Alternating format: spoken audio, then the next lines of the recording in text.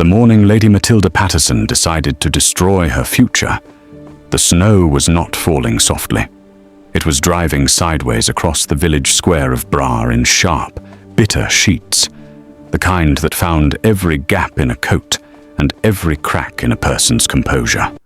The cobblestones were glazed white, the market sellers were pulling their awnings down, and in the middle of all of it, standing beside a stone trough at the far edge of the square, was a man named Ethan Campbell, though no one in Braar knew him by that name. They knew him as Thomas. Thomas the quiet one. Thomas who did odd work and slept where he could and never caused trouble. Thomas who wore a coat that had seen better seasons and kept his eyes down when the quality folk passed through. Matilda did not keep her eyes down. She crossed the square with purpose, wore her forest green cloak darkening at the hem from the slush, her dark hair braided close against her head, her gloved hand pressed to a rolled sheet of paper tucked tight under her arm. Every step she took was deliberate. She was not wandering. She was not lost. She was executing a plan that she had spent the better part of 3 sleepless nights constructing, and she was not going to let the weather stop her. Behind her, a hired carriage had just pulled into the far end of the lane. She did not look back. The man by the trough watched her come. He had good eyes, careful, steady, the kind that registered everything without appearing to. And in the few seconds it took Matilda to close the distance between them, he had already assessed her coat, her posture, the rolled paper, the particular set of her jaw, and arrived at a conclusion that made him go very still. She stopped in front of him. She held out the paper. She said, "I need a husband. Today. I am told you are unmarried. I am offering you a legal arrangement, and I would ask you to read this before you refuse." The man looked at the paper. He looked at her, and somewhere behind them both, a carriage door opened, and a voice Matilda had been hearing all her life, sharp, clipped, with that particular edge that came from years of managing fear disguised as authority, cut across the square like a cold blade. "Matilda, Matilda Paterson, do not take another step." Matilda did not move. Neither did the man. And then something happened that nobody in Braar would forget for a long time. He took the paper. "Hey, quick question. How are you feeling right now? Thank you so much for being here. It really means the world to us. It is essential that we get your support through subscriptions, likes, and comments. So if this story is already pulling at your heart, please hit that subscribe button for us, smash the like, and drop a comment telling us where you are watching from. It helps more than you know. All right, thank you. Now let's get back to the story. Thornwick Manor had not always smelled of damp plaster and anxiety. There had been a time, not so long ago, within living memory, certainly within Matilda's, when the manor house carried itself with the quiet confidence of a family that belonged to its landscape. The fires were generous. The table was full. On winter evenings the lamps were lit in every room, and their warm light fell through the tall windows and made the stone facade look almost golden from the drive. All of that ended the morning Lord Alistair Paterson was carried to his bed with a fever the family physician called entirely manageable. He was dead in 4 days. That was 18 months before the morning Matilda stood in the Braar Square. 18 months of watching Thornwick contract around her family like a fist slowly closing. First the horses went, except one. Then the eastern wing was shut off and the furniture sheeted. The cook left when her wages ran 6 weeks late and was replaced by a girl from the village who could manage soup and bread, but not much else. By the following autumn, 3 of the 5 remaining staff were working on promises rather than pay. Hannah Paterson managed all of this with the particular ferocity of a woman who refuses to let anyone see her fall apart. She was 51 years old, sharp-featured, with the upright carriage of someone who had been told from girlhood that posture was the first line of dignity. Her lilac silk, the good dress, the one she had been wearing and repairing and pressing into duty for 3 years now, showed its age at the seams if you looked closely. But Hannah did not encourage close looking. She managed, she wrote letters, she renegotiated. She smiled at solicitors and charmed creditors, and kept the front of Thornwick presentable on the theory that the world treats a collapsing thing with more contempt than it deserves, and she was not going to give the world that satisfaction. But by January of 1842, she had run out of moves, all except one. She told Matilda on a Tuesday morning, her voice carefully composed, her hands folded in her lap. "Brian Dixon is coming on Friday. I want you to receive him properly." Matilda was standing at the window of the upper sitting room. The frost on the hedges below had not yet melted. It was 8:30 in the morning, and already the cold had found its way through the sash frame and into the room itself. She did not turn around. "Brian Dixon has been here twice already, and he is willing to come a third time. That says something about his character." Matilda thought it said something about his character too, but not the something her mother meant. "He has 2 dead wives, Mother." "He has 2 deceased wives," Hannah said, with the precision of a woman who believes strongly in the power of word choice. "Both of illness, are both attended by physicians whose records are clear. There is no scandal. There is only misfortune." Matilda turned from the window then. She looked at her mother, at the careful composure, the pressed lilac, the folded hands, and felt a grief that had nothing to do with Alistair Paterson's death and everything to do with what his death had made Hannah into. "I will receive him on Friday," Matilda said. It was not agreement. It was the beginning of a plan. Brian Dixon arrived precisely on time, which Matilda noted because unpunctuality was one of the very few freedoms available to men of his station, and he had declined to take it.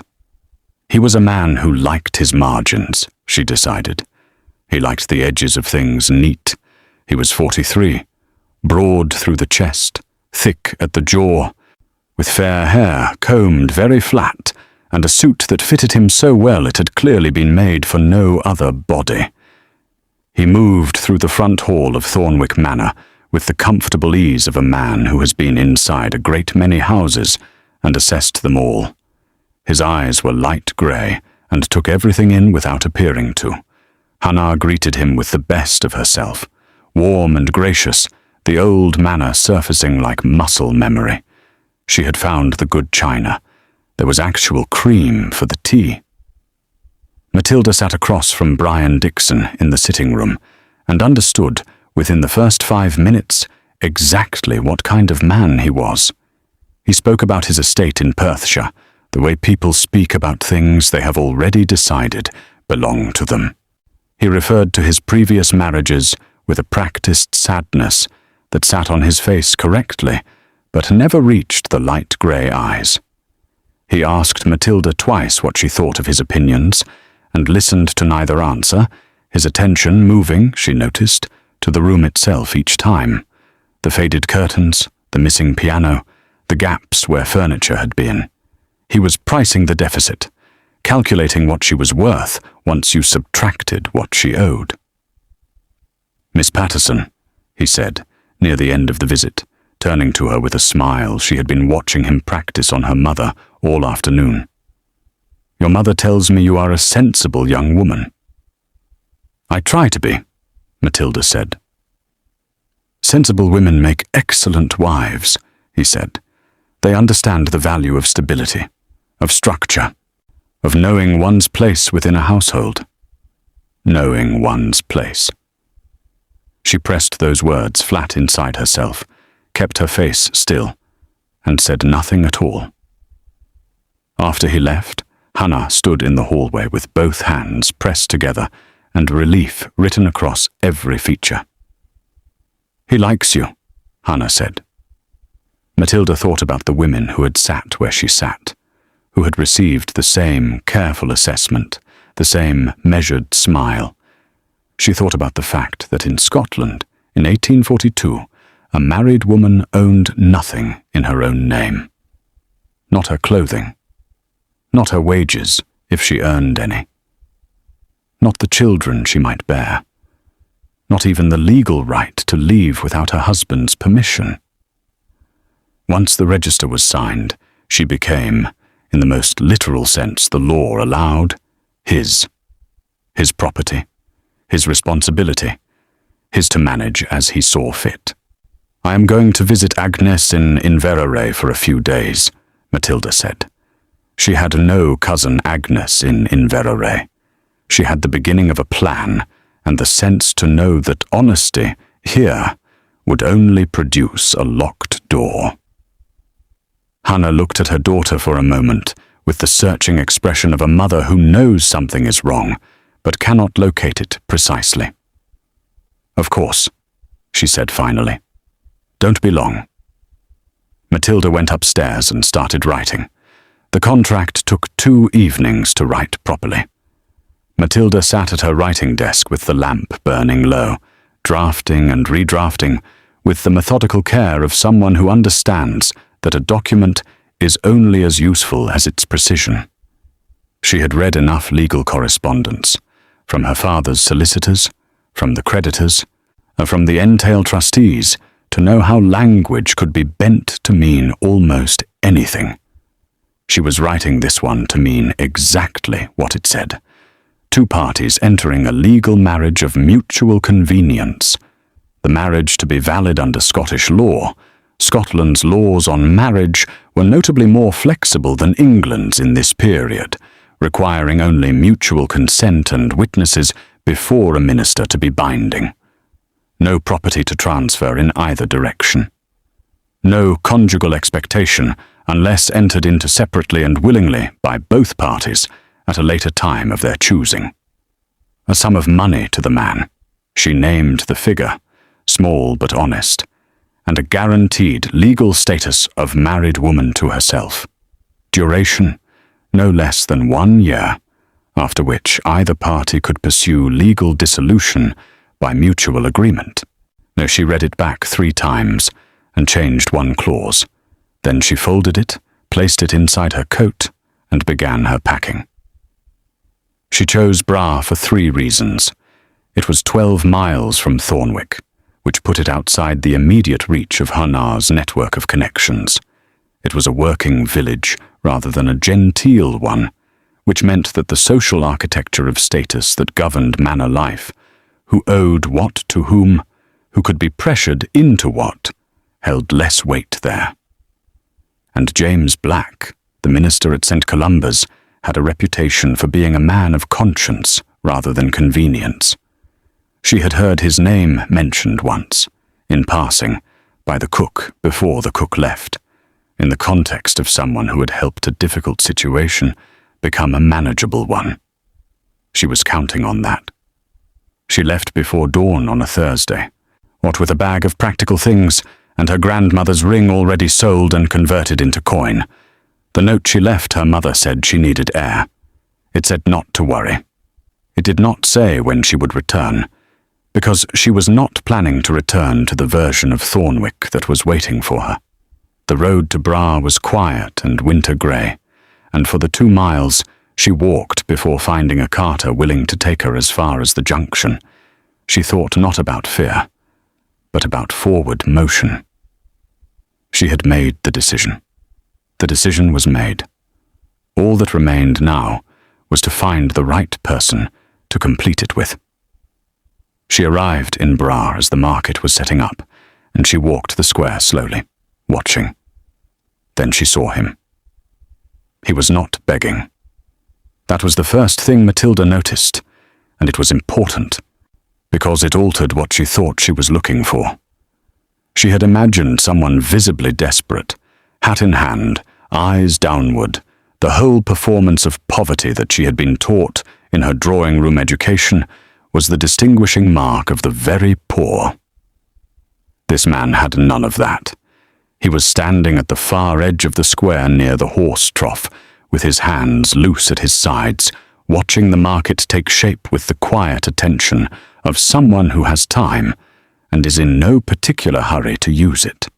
His coat was heavy charcoal wool, worn but not ragged, with a tartan scarf wound twice at the collar. His boots were good quality that had walked a long distance. His posture, and this was the thing Matilda kept returning to, was straight. Not the military straightness of performance, but the structural straightness of a person who was simply built that way, whose body had not yet learned how to collapse, even when circumstances gave it every reason. He had dark hair, close kept, and a face that the weather had worked on, not unkindly, but honestly. There was a scar along his left cheek, faint and old, healed entirely into the geography of his face. His eyes, when they moved briefly across the square and touched on Matilda before moving on, were a settled brown, alert, measuring, but without aggression. She asked the cheese seller his name, Thomas Campbell, 2 months in Braar. Quiet man, no trouble. Did odd work when it was offered. Nobody knew where he had come from. Is he married? Matilda asked. The cheese seller looked at her as though this question belonged to a different conversation entirely. Not as I know of. Matilda thanked her and crossed the square. He watched her come the way he watched everything, steadily, without urgency, making his assessment before she arrived, rather than scrambling to make it after. He did not straighten when she approached. He did not smile. He simply waited, his breath making small clouds in the cold morning air, his hands still loose at his sides. Close up, she noticed the ring. On his right hand, half covered by the coat sleeve, a gold ring, not ornamental, pressed with a crest she could not quite see from the angle she was standing. It was entirely wrong for everything else about him. She stored the observation and did not act on it. Not yet. Thomas Campbell, she said. My name is Matilda Paterson. I need to discuss an unusual proposal with you, and I am asking you to hear me out completely before you say anything. He looked at her for one beat. Then, all right. His voice was low and even, with a Highland lift that had been partially smoothed down, as if by deliberate effort or long absence. She could not place the origin of it precisely. She noticed she was paying more attention to his voice than she had expected to. She told him everything. Standing there in the January cold, with the market noise around them and the snow beginning to spit again from a sky that had turned the color of old pewter, she laid out the whole of it. The debt, the manor, her father's death, Brian Dixon, the marriage market, the legal trap that waited for her if she stepped into it, and the plan she had constructed to keep herself out of it. She spoke clearly and without drama, and did not ask for sympathy. She presented it as a problem she had already half solved, and needed his cooperation to complete. When she finished, the square moved around them, a dog barking, a cart scraping over wet cobblestone, the cheese seller's voice carrying, and Thomas Campbell looked at her with an expression she could not fully read. Then he said, "You have not thought about what comes after." They sat on the low stone wall at the edge of the square to read the contract, and the cold came up through the stone into both of them, and neither of them moved. He read it with the same careful, unhurried attention he seemed to give everything. Twice through, then a third pass on the clause about conjugal obligation, which he read without changing his expression. When he reached the sum of money on the last page, he was quiet for a moment. "This is everything you have," he said. "It is what I have available. It will last you 4 months in a place like this, if you are careful. After that, After that, I will have found a means of supporting myself, she said. Women do manage it. The ones who are willing to work. He looked at her. His expression was not dismissive. She noticed that. It was the expression of someone weighing a claim against available evidence, which was a more respectful thing than most men offered her when she spoke. You have never been cold enough to be desperate, he said. Not cruelly. Simply as a fact he was placing on the table between them. No, she said. But I know what it is to be trapped, and I know which one I'd rather learn to survive.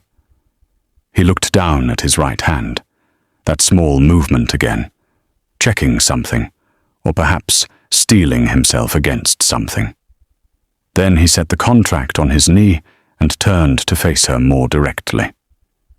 I'm going to tell you something that I would ask you to keep between us for now, he said. She waited. I am not what I appear to be. I can't say more than that yet. What I can tell you is that there is a risk attached to me that has nothing to do with poverty and everything to do with my past. If that past finds me, it will find you too. Anyone standing near me when it arrives will be caught in it. She looked at him for a long moment. A man with a past he couldn't explain, a gold ring that didn't fit his circumstances, and a way of carrying himself that was wrong for a man with nothing. She had noticed all of it. She had not missed any of it. Brian Dixon, she said, has buried 2 wives. Not from illness. From something no one will say plainly. I do not have proof of that. But I have the instinct of a woman who has sat across from both men now and knows the difference between mystery and danger. You are one of those things. He is the other. Something in his jaw changed, a small tightening, then a release, as if her answer had moved something inside him that he had not expected to be moved. One condition, he said. Name it. If at any point this arrangement stops protecting you, if you are frightened, if you need to leave, if circumstances change, you go. No guilt and no obligation. I will not come after you. You leave freely and cleanly, or the same way you came. No one had ever said that to her. Not her father, not her mother, not any person in her life who had a claim on her. The offer of an open door was so unexpected that she had to swallow against something that threatened to surface. Agreed, she said. He stood from the wall, tucking the contract inside his coat. Then let's go find the minister. St. Columba sat at the north end of Braar, behind a low stone wall, with a gate that needed lifting to open. The church was small and old, and smelled exactly as old stone churches smell in January, of cold air and candle wax, and something that was either damp hymnals or time itself. It was hard to say which.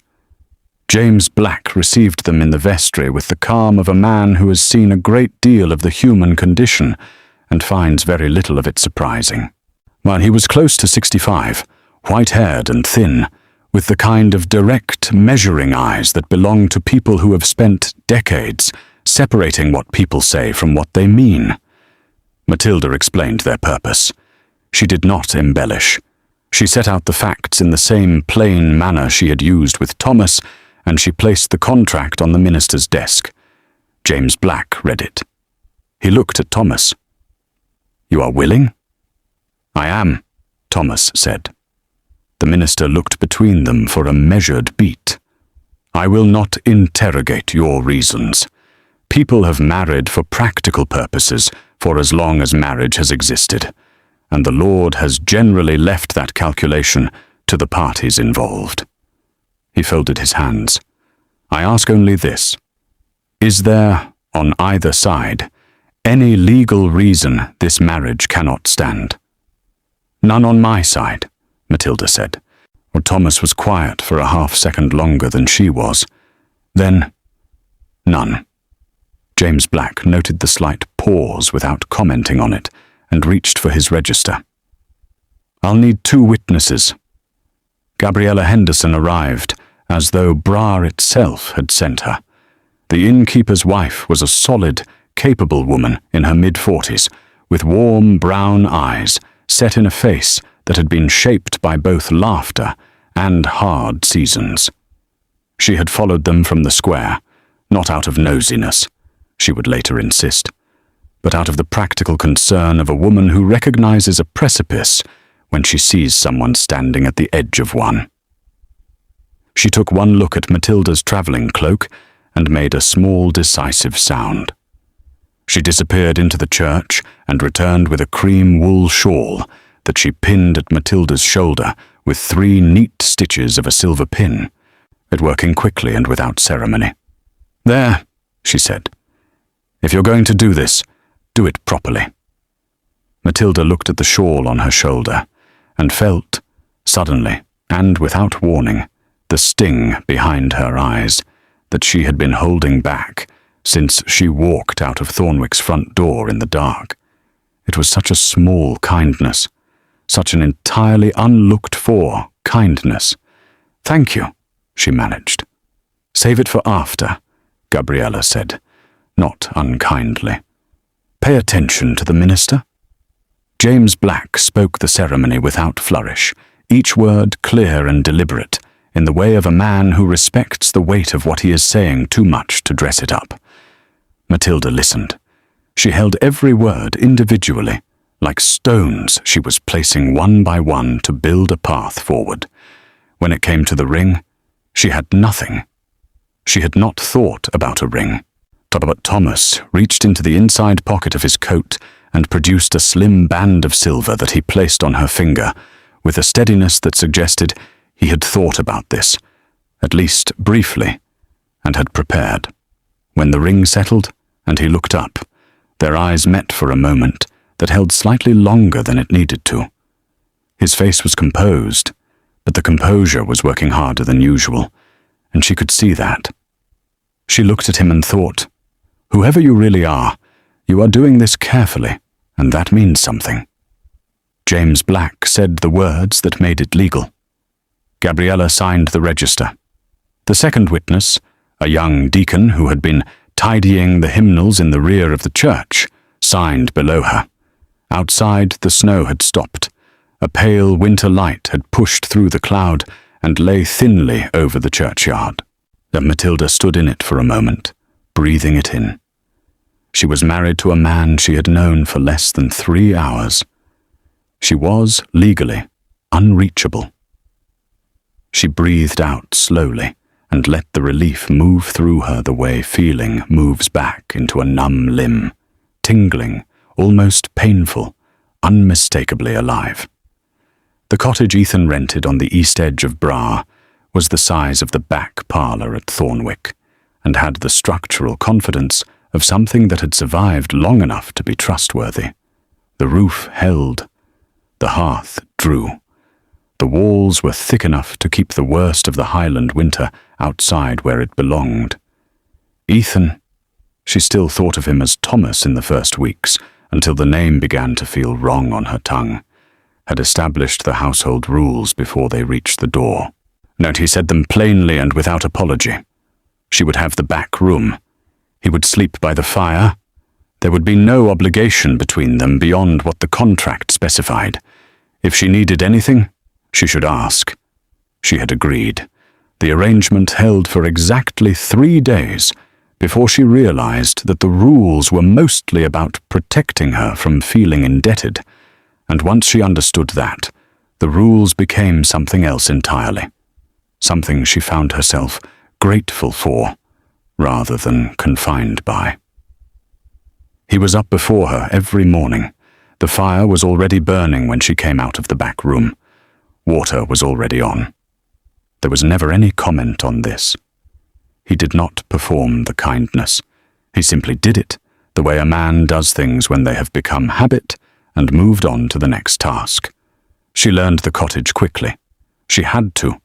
Carrying water from the well was the first skill, and it was harder than it looked. Not the carrying itself, but the calibration of it, the understanding of how much was enough for a day, and how the morning ice formed on the top of the pail and had to be cracked before drawing. She learned the fire next, under Thomas's patient, mostly silent instruction. Then the bread, which she got wrong twice before she got it right, and which he ate both times without comment, which she decided to count as encouragement. There was something in the rhythm of it that surprised her. The Thornwick she had grown up in was a house of managed appearances. Every surface kept up, every difficulty smoothed over before it could be seen. Here, difficulty was simply the texture of the day. The fire needed tending, or it went out. The water needed fetching, or there was none. The food needed cooking, or you went hungry. Every task was direct, and every result was immediate, and there was an honesty in that which she found, to her own surprise, deeply settling. She began to stop dreading the mornings. Between them, something built, not quickly, not loudly, but with the steady accumulation of shared days and small moments. He taught her to split wood with the grain rather than against it. She told him, one evening over the plain supper, she had managed better than expected, about her father, about who he had been before the fever, which was different from who she had been mourning, and the difference mattered. He listened to the whole of it without interrupting. When she finished, he said nothing for a moment. But then he said, "He sounds like someone who would have found a different way out of this, if he had lived." She had not expected that. She had not expected him to understand it that precisely. "Yes," she said. They sat with that for a while, the fire between them, the cottage quiet and small, and in its smallness, somehow sufficient. She noticed the nightmares on the 9th night. She heard him from the back room. Not loudly, just the sharp intake of breath and the sound of someone pulling back from something in the dark. It happened twice in the first 2 weeks. She did not mention it. He did not mention it. But after the second time, she began leaving a cup of water near where he slept, and she never explained why, and he never asked. She noticed the ring again on the 14th day, properly this time, or she had been mending a seam by the fire, and the light caught it when he moved his hand, and she saw the crest clearly for the first time. It was not decorative. It was a seal, old gold, pressed with a design too specific to be decorative, too well made to be sentimental. She looked up from the ring to his face. He had noticed her looking. "Not yet," he said quietly. "All right," she said, and went back to the seam. She did not push. She had a sense, growing clearer with every day, that whatever was underneath the surface of Thomas Campbell was something worth waiting for, something that would not be hurried, something that would only emerge in its own time when trust had built enough of a foundation to hold the weight of it. She had not expected to feel this. She had come to Braar for a legal arrangement. She had contracted for protection, not for this slow warmth that was building between them in the ordinary work of ordinary days. She did not know what to call it yet, but she was beginning to stop looking away from it. Hannah Paterson arrived in Braar on the 14th day, which was 2 days earlier than Matilda had calculated, which meant someone had talked. She came in the least expensive hired carriage available, the one with the cracked leather seat and the horse that was built for endurance rather than speed, and she stepped out into the Braar square wearing the lilac silk that had been pressed so many times it had begun to take on a faint translucence at the elbows. The bundle of papers under her arm was tied with string, the solicitor's letters, the creditor's accounts, perhaps the draft of the marriage agreement she had already been preparing with Brian Dixon's household. Her face was the face of a woman who had been rehearsing this confrontation for 2 weeks, and was ready to deliver it. Matilda saw her from the cottage window and felt the specific dread of someone who has been expecting a storm and now sees it arrive on the horizon. Ethan was beside her in 3 steps, close enough that she could feel the steadiness of him. He had been in the middle of reading. She had noticed he read when he thought she wasn't watching, and always tucked the books away when she came near, which was a habit she was growing increasingly curious about. "Together," Matilda said, before he could ask. "I'm not doing this alone." He said nothing. He simply opened the door. They walked out into the square, side by side, and Matilda watched her mother register the approach of 2 people rather than 1, and watched Hannah's prepared speech rearrange itself slightly behind her eyes. Hannah's gaze moved to Ethan, the way a woman assesses a threat she has not accounted for, rapidly, comprehensively, and with the particular sharpening that comes from years of navigating a world where appearances told you almost everything important. What she saw was the coat, the scarf, the boots worn through at the heel, the face that said nothing about drawing rooms or dinner tables, or the kind of connections that mattered in the world Hannah had spent her life trying to stay inside. She looked at her daughter with an expression that was part fury, part grief, and entirely unprepared. "You left your home," she said. Her voice held. "Barely. You left your family and your future. For this. For him."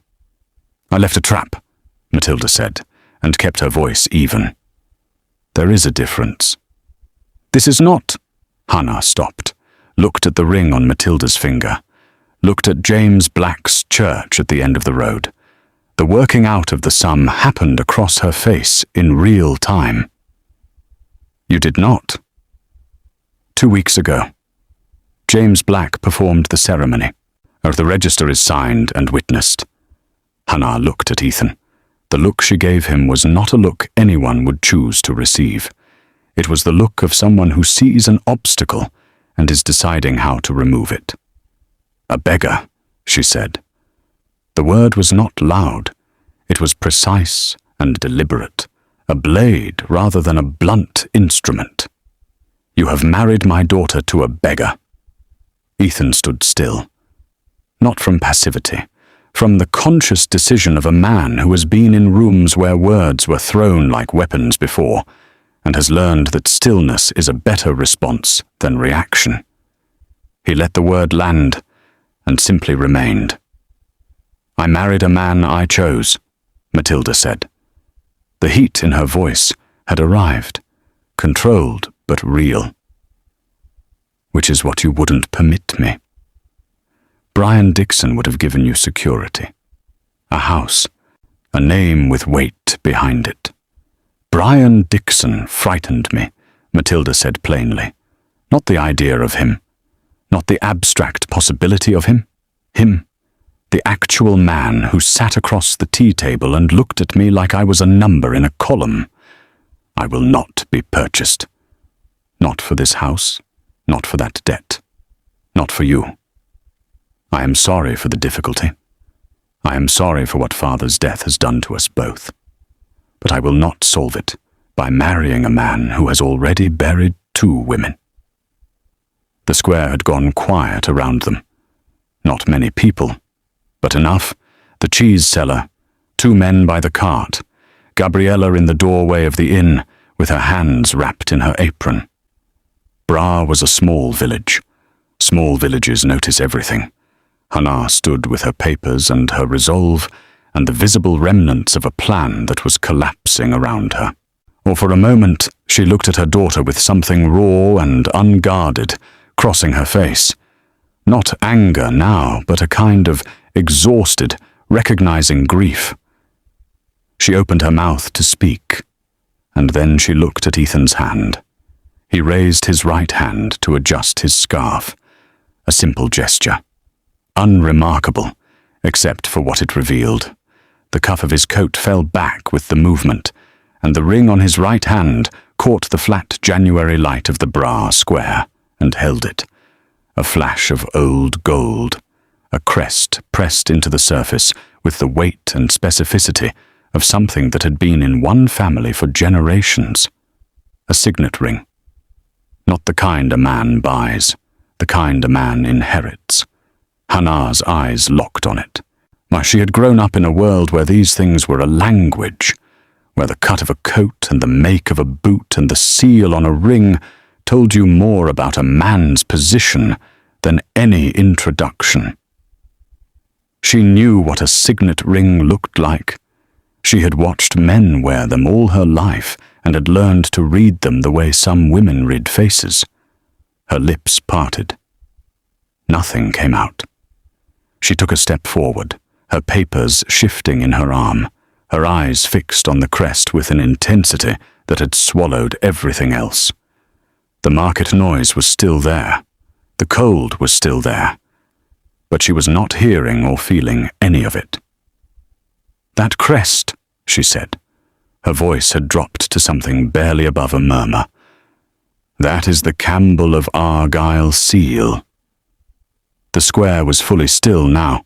Gabriella had come 3 steps out of the inn doorway, or the cheese seller was no longer pretending to arrange her wares. Even the horse at the hitching post had gone quiet, in the way horses go quiet when the atmosphere around them changes.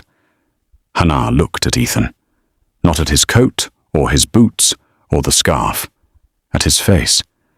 Really looked, possibly for the first time since she had stepped out of the carriage, with the kind of looking that strips away what it expects to see and works with what is actually there.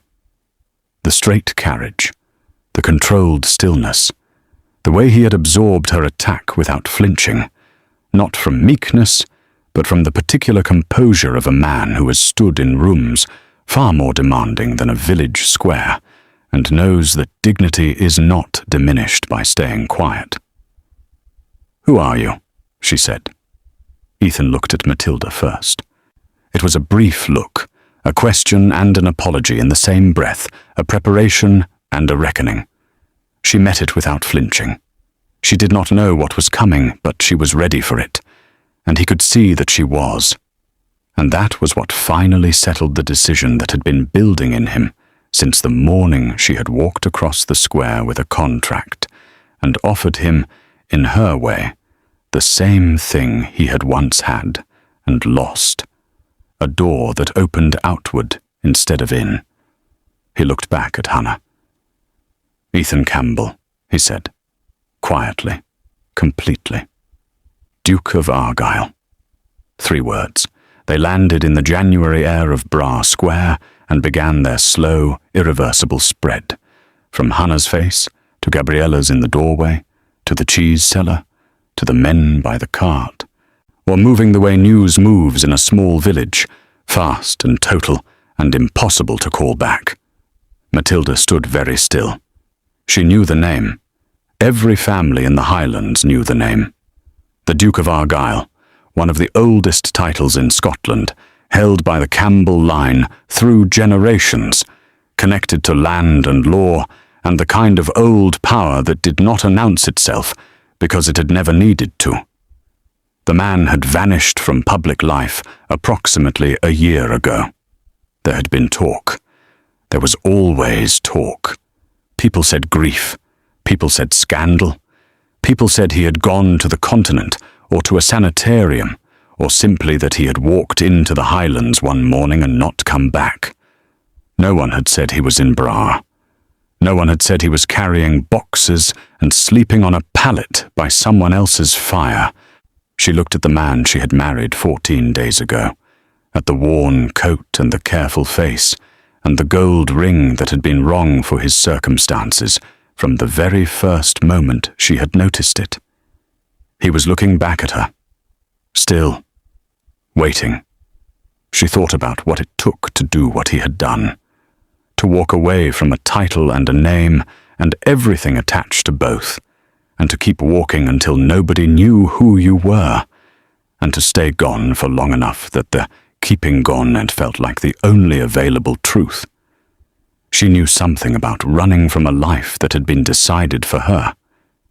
She understood, in the specific way of a person who has made the same shape of decision, what it cost. She reached out and took his right hand, the one with the ring. She did not say anything.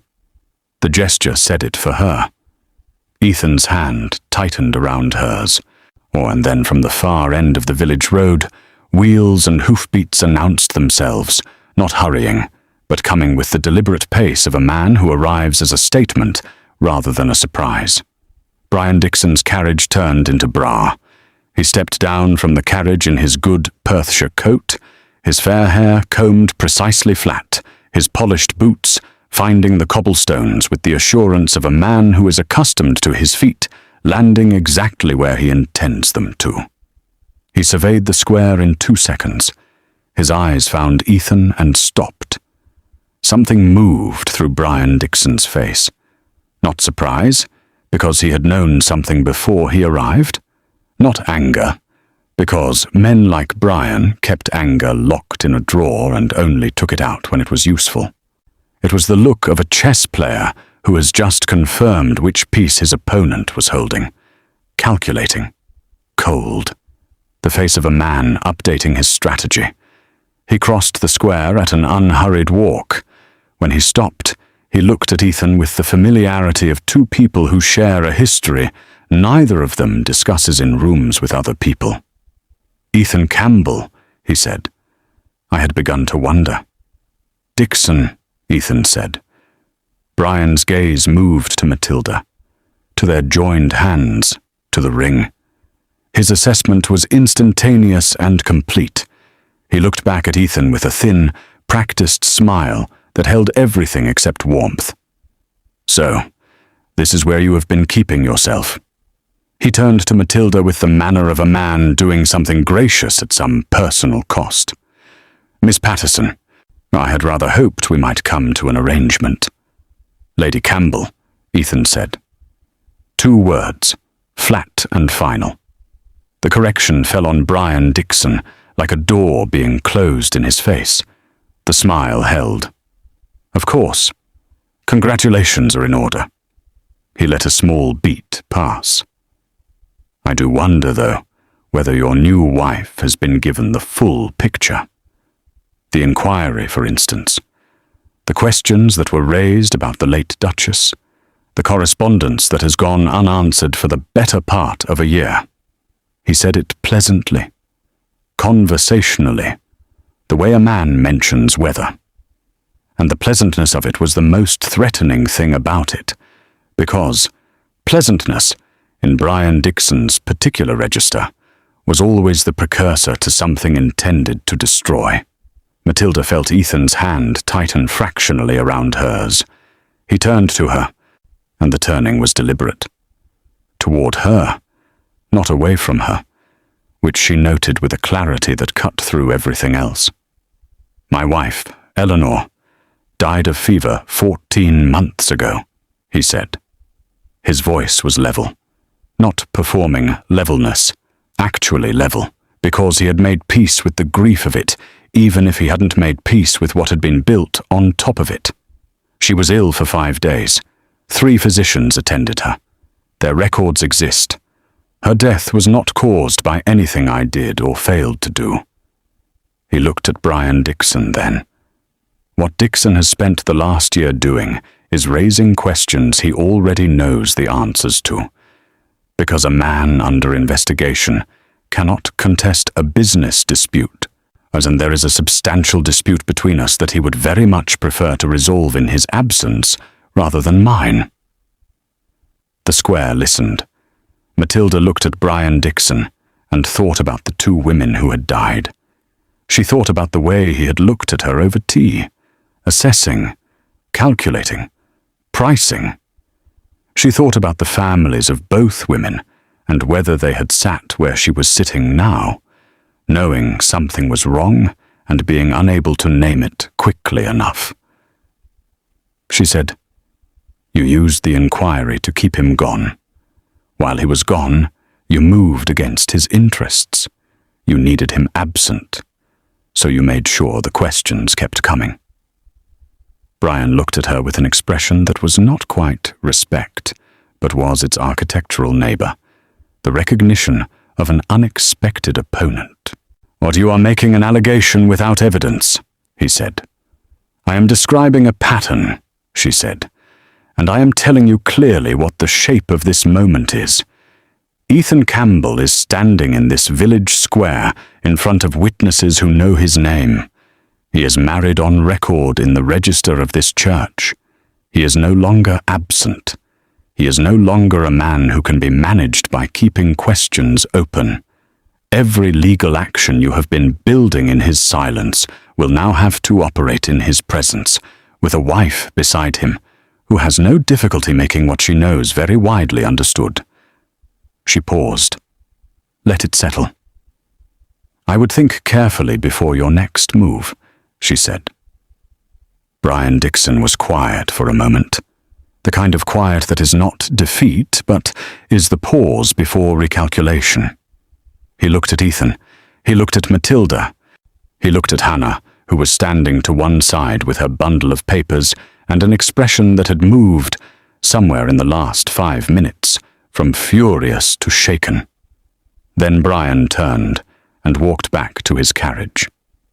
No farewell. No parting volley. Just the retreat of a man who has recognized that the terrain has shifted and is choosing to fight on different ground, on a different day. The carriage door closed. The wheels moved. The sound of them faded down the Braar road and then was gone. The square breathed. Gabriella let out a sound that was halfway between a laugh and a held breath releasing. The cheese seller began conspicuously rearranging her stock. The 2 men near the cart started talking to each other again, quietly and with the particular energy of people who are pretending they have not just witnessed something they will discuss for the rest of the month. Matilda stood in the middle of all of it with her hand still in Ethan's and felt the wave of it. Everything she had been carrying for 14 days, for months before that. The whole long, careful weight of the plan and the fear underneath it, and the hope she hadn't let herself name, felt it move through her and begin, very slowly, to set down. She looked at Ethan. He was looking at her. "You knew about Brian," she said. Not an accusation. A question she already knew the beginning of the answer to. "Not until the morning I agreed to marry you," he said. "You told me about a wealthy widower with 2 dead wives. I knew immediately which man you meant. And I knew, the moment you described him, that walking away from your proposal would have been leaving you to something I could not allow." She absorbed that. Then she turned to her mother.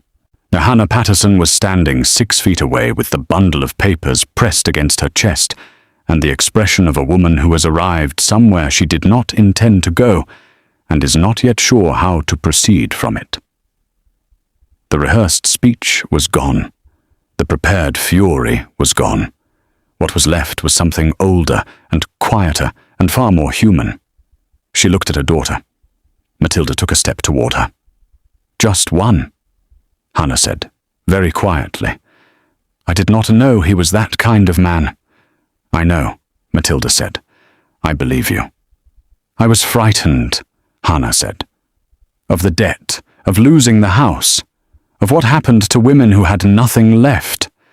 I was so frightened that I stopped looking at what I was asking you to walk into." Matilda looked at her mother, at the worn lilac, the 2 bright eyes, the hands that were not quite steady on the papers. A woman who had been managing fear alone for 18 months and had made, out of that fear, a decision she could not undo. She crossed the remaining distance and put her arms around her mother. Hannah stood rigid for 1 second. Then she held on, tightly, the way people hold on when they have been braced against something for a very long time, and the bracing has finally ended. That evening, the cottage held all 3 of them for supper. Matilda, Ethan, and Gabriella Henderson, who appeared at the door with a pot of mutton broth and the manner of someone who has decided that a situation requires feeding and is not going to be argued with about it. Hannah had been settled at the inn. There had been no agreement yet about what came next, but the fury was gone from the air between mother and daughter, and what was left was something more workable. After Gabriella left, Matilda and Ethan sat at the small table with the fire low and the night outside pressing at the shutters, and he told her. He told her about Eleanor, about the fever that had taken her quickly and without mercy, and about the aftermath, the way grief and business and a man like Brian Dixon could be combined in the hands of someone skilled enough into something that looked like scandal from the outside. The inquiry had been built on rumor rather than evidence, but rumor was enough to make a man untouchable while it was live, and Ethan had made the decision, wrong he understood now, but not without logic, that removing himself from the picture would force the inquiry to collapse without him to sustain it. It had not collapsed. It had simply continued to serve its purpose, which was to keep him gone. "You could have stayed," Matilda said, "fought it directly." "I could have," he said. "I couldn't see that then." Grief does something to a person's ability to see options clearly.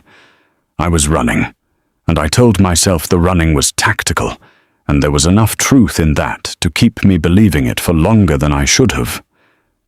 She looked at him across the table, at the man who had been hiding in plain sight in a village 12 miles from her own collapsing home, both of them running from different versions of the same trap, both of them choosing hardship over surrender. "You are not running anymore?" she said. "No," he said. "I'm not." A quiet settled between them. The good kind, not the careful, managed quiet of two people keeping a careful distance, but the easy quiet of two people who have, in their own ways, arrived at the same place at the same time, and are no longer in a hurry. Ethan looked at her across the table and said, plainly and without preamble, "I did not expect you." "I didn't expect you either," she said. "I mean—" He stopped, started again, more carefully. "I agreed to your contract for the reasons I gave you. They were real reasons, but there were other reasons too, which I did not explain because I was not ready to, and I think you deserve to know them now." She waited. "You walked across a square in a snowstorm with a marriage contract under your arm," he said, "and everything about the way you did it told me that you were not doing it out of weakness or out of desperation. You were doing it out of an absolute refusal to be owned. And I recognized that, more than I expected to." She looked at him for a long moment. The firelight moved between them. "I am not very easy to be around," she said. "I have been told I am too direct, too stubborn, too certain of my own opinions." "I am aware of that," he said, and the slight movement at the corner of his mouth was the closest thing to a full smile she had seen on him. And it was enough. She leaned across the table. She placed her hand over his. The right hand, the one with the ring. He turned his hand over and held hers. The fire burned. Outside, the snow came back, the serious kind, settling over Braar with the weight of a Highland winter that was nowhere near finished. Inside the cottage, the cold was held at bay by walls thick enough for purpose, and warmth built from the honest work of two people who had chosen this and each other, without guarantee. Matilda felt the shape of it, this thing she had not been looking for when she wrote a contract at a Thornwick writing desk at midnight.